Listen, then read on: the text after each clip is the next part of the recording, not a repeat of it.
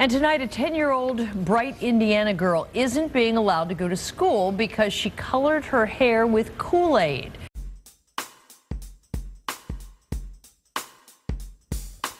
Hair, one of the most customizable and disposable aspects of our human being. Hair exists in all different genres and constantly evolves with trends, acting as a key component of a person's identity. Today, we'll be taking a look at different types of hair discrimination, where they come from, and why, despite hairstyle being an easily resolved issue, many Americans refuse to budge from their stylistic ideals. But first, aesthetics. Charles Neely says he got a big shock as a single father when he got home tonight to learn that his fifth grade daughter Rachel had been indefinitely suspended from Sunman Dearborn Intermediate School.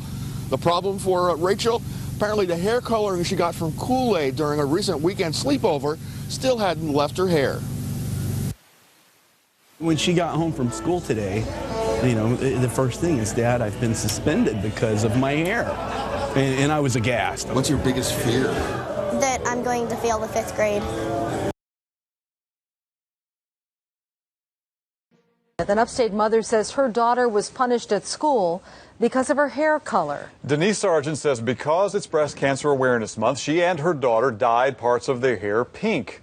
But according to Sargent, that did not go over well at school. Belton Middle School 7th grader Rianne Sargent says she was excited and proud to walk into her school with pink hair Wednesday.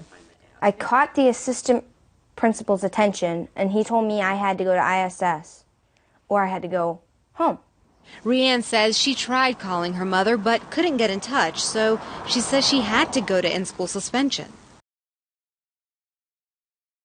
But Anaya won't be going to class for the next 3 days because of, get this, her hair. They said that I need to stop because I need to just take it out.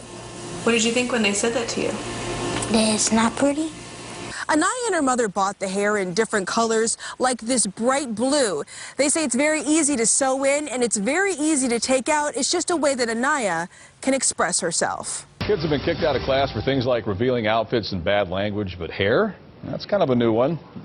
Schools across America have enforced dress codes for their students, banning them from exploring new styles for their hair. But what happens when these young minds carry their passion for hair into adulthood? This is our friend Daniel, an employee at Sleep Country who in 2012 was fired for paying tribute to cancer survivors with pink hair. Thuralt was told his hair would have to be changed or he'd be sent home without pay. In memory of the many cancer survivors in his family, Thuralt chose to walk. Hello, my name is Thomas Cornell and I was recently fired from Giant Eagle. On my second shift with this hair color, I was called into the manager's office. I asked her, is this about my hair? The manager told me that yes, it was about my hair. If the hair color was such an issue, why wasn't it made clear to me the day I was hired at Giant Eagle? She told me that no one was getting fired right now, finish my shift, and come back tomorrow with a natural hair color to stay on the schedule. I was surprised at how fast I had to dye my hair back to a natural color. For those of you who don't dye your hair, it is not healthy for your scalp or your hair to dye your hair that frequently. I think it's ridiculous. I don't understand why hair color should represent how professional one is. I find that very aggravating and stupid. It's true. Some people do get pushed away from jobs because of their hair, or they'll have to wear wigs to their jobs because of their hair, and it sucks. And, you know, you might not want to dye your hair a crazy color because it's true, it might be harder for you to find a job because not everyone's going to accept you. Unfortunately, if you're still in school, well, in a school that doesn't allow you to have bright hair, or your workplace doesn't, there's that to consider. And the only, I know it sounds like a bit diva-ish, but the only reason why I picked college over staying on a school in sixth form was because I wasn't allowed to dye my hair or get piercings, and that's something that I really wanted to do. Most people with colorful hair are just creative minds, or people that go, why not? It's just hair. Some people just want to have funky hair, but yeah. If you dye your hair bright funky colours, you're never going to get a job, no one's ever going to take you seriously, and you're never going to have a good career. Yes, sometimes people are turned away from jobs because of their hair colour. Now it's shitty that people are allowed to do that, it's very shitty. Why should I not be happy and do what I want with my body just in case someone, you know, at a job that I might go for might turn me away? Now if you're really, really, you know, stuck looking for a job, then maybe you can't afford to, you know, be who you want.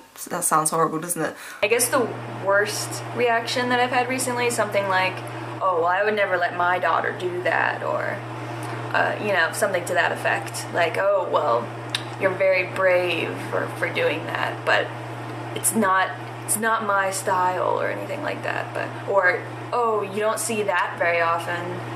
Just, you know, a little bit of an attitude, but nothing actually mean, I would say. What do you think about people who say it's weird that my hair is green? Well, it's actually kind of cool. It's actually kind of cool? Yeah. Yeah. Because the only thing I think of it is with hairspray. Yeah. Usually when someone changes their look, albeit makeup or clothes or what have you, other people think that they don't like themselves or they have problems with their self-image or whatever, which is usually untrue as well. But for some reason, having colored hair gets the opposite effect. It makes other people assume that you think you're better than them because you think you're brave or you stand out or whatever. This was more of a point I concluded from looks that I got in high school. That kind of bitchy, who does she think she is look, we don't dye our hair for you, we dye it for us because why the hell not? This is my hair now, and I'm happy about it, and I hope that you like it, but I don't really care if you don't. I did it for me, so yeah. But what if you didn't have a choice to make your hair different? What if the hair you were born into was considered not normal by default? This is a constant plight of many African Americans with Afro texture or ethnic hair, frequently pressured to spend time and money making their hair into anything but what it naturally is: texture. Deborah Brown Community School is one student short for the remainder of the school year. Terrence Parker says the school hassled him so much he didn't have a choice. So he yanked his 7-year-old daughter Tiana out of classes because of a disagreement that left her in tears. Terrence, who's a barber, says school officials at Deborah Brown told him Tiana didn't look presentable, specifically her hair. Always presentable. You know, I take pride in my kids looking nice. But for his young daughter, it just hurts. Why are you so sad? Because they didn't like my dreads. The young woman says the company she's working for is singling her out because of her hairstyle and was told, cut your dreadlocks or lose your job. They're basically a part of me. I like them. I love them. Ashley Davis loves her dreadlocks and has been growing them for 10 years. Everyone in her family has them. It's part of her culture and identity. My worst dream is I wake up and my hair's gone. The new company policy says dreadlocks, braids, and other hairstyles are against company guidelines. The policy was started on September 21st of this year, just weeks after Davis started her job as a secretary. She also says she's the only person in her office with the style. I only been there 2 months and they came up with a policy within 2 months. I feel like it's very degrading. It took Richard Williams 9 years to grow out his hair. His dreadlocks, he says, are an integral part of who he is. For spiritual reasons, I believe that my hair, the locks of my hair, is my strength, my inner self, and it has become a part of who I am. Those dreadlocks are what he says got him fired as a probation officer for the State Department of Corrections. She told me that it was because of my hair. Now he's filed a discrimination complaint with the Equal Opportunity Commission. My other co-workers, they all had different color in their hair, like red and blonde highlights. I didn't think it would be an issue. He specifically said black women don't have blonde in their hair, so you need to take it out. Johnson has filed a racial discrimination complaint with the Maryland Commission on Civil Rights. Her attorney, Jessica Weber, told CBS that, quote, the law is clear that employers can't have 2 separate unequal sets of rules, one for African American employees and one for everybody else. And yet that's exactly what Hooters did here in firing Miss Johnson, an African American employee. They targeted her because of her hair, solely because of her race. Raise your hand if you think black people have straight hair.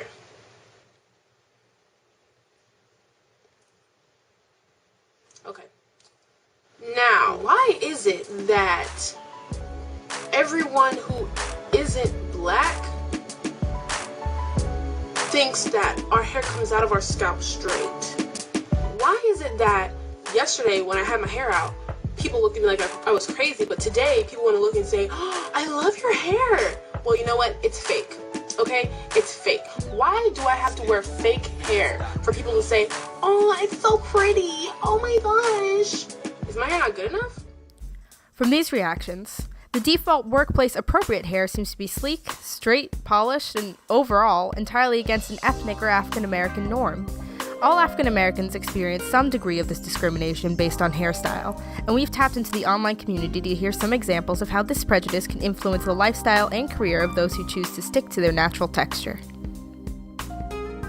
I think it is wrong that people would tell, your boss would tell you, oh, I don't think that that's appropriate. How is it not appropriate?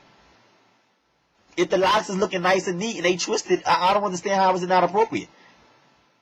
It's like they're still not accepting us for who we are.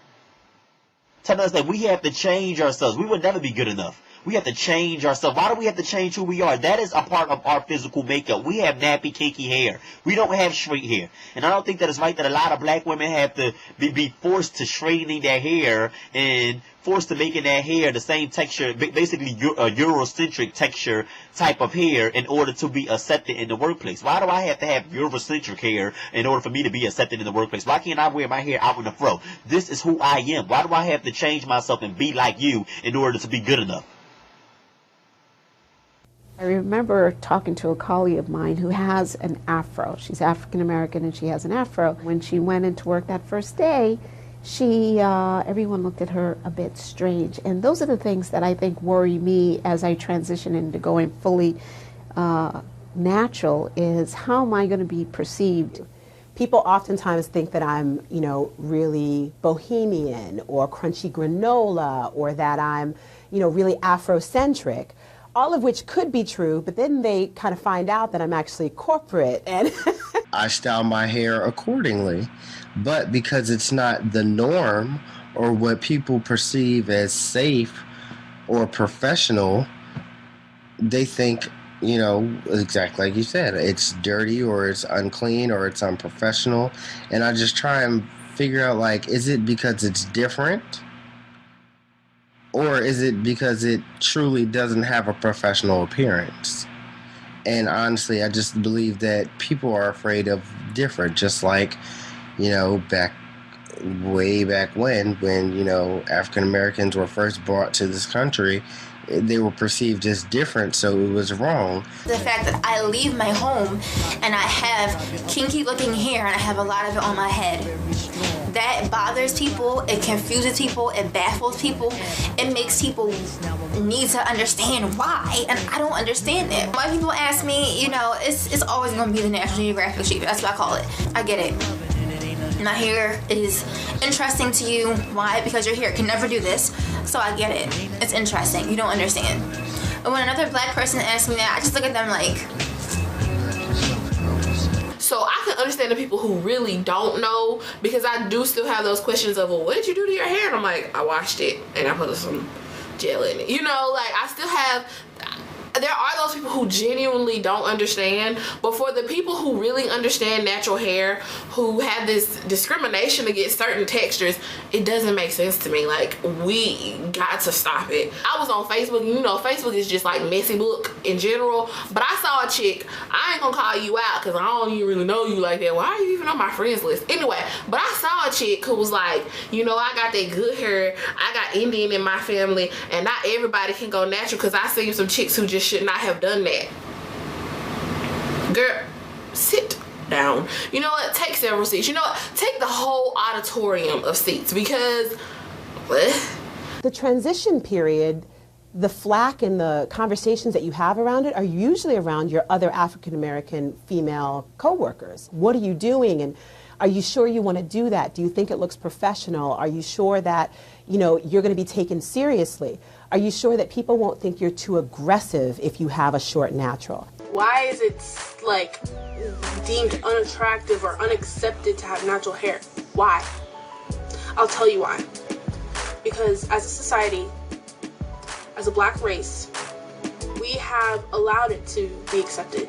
Okay, a girl gets to the point where her mom can't comb her hair anymore, so they slap a perm on it so it can be easier to manage. No, you're not making it easier to manage. You're making it easier for her to grow up thinking that's how her hair is. and allowing other people to think that's how her hair is. When I was about 7 or 8, that's when my mom said she gave me a perm. I asked her, why did she decide to perm my hair when I was that young? She said it's because I asked for it. I mean, just making sense. I believe that the reason why I probably asked for it is because I went to a predominantly white school, and of course, all the little Caucasian girls had this long, straight hair that was beautiful, but I didn't really understand that my hair was beautiful too.